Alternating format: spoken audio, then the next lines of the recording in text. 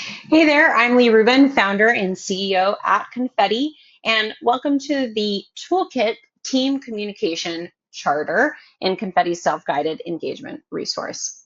The Team Communication Charter is a workshop and a very interactive session designed to help teams align on how they communicate. It's around 60 to 120 minutes long, and you're going to work through multiple key dimensions of team communication, from choosing the right channels to navigating feedback and conflict. The workshop guides you through structured questions in each section, sparking honest conversation about current pain points and building shared agreements. By the end, you'll have a living document, your team communication charter, that ultimately reduces friction and keeps everyone on the same page.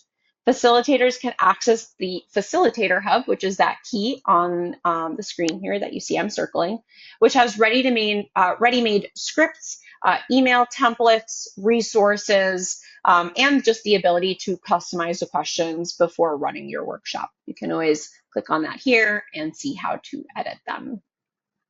Okay, now let me walk you through very high level how to actually start the workshop and edit the questions. So the first section here is on communication channels and purpose.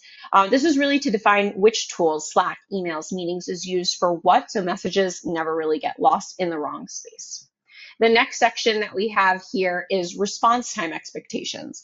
This is aligning on how quickly team members should respond across different channels and situations to eliminate invisible stress. And obviously, you can see how there's multiple questions here, but I'm going to just move on to the next question, which is why it says skip anyway.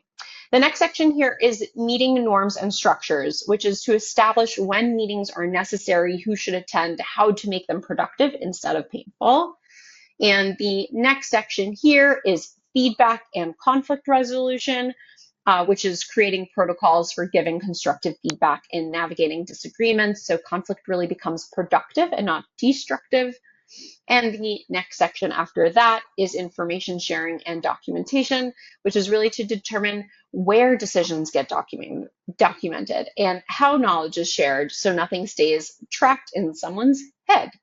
And then the final section is on communication styles and preferences, which is really just acknowledging individual differences in how people process and share information so everyone can contribute effectively. So I hope that this is helpful. Remember that all the questions can be editable alongside your timer options. And we hope you give this a shot and get clear communication with your team soon. Bye-bye.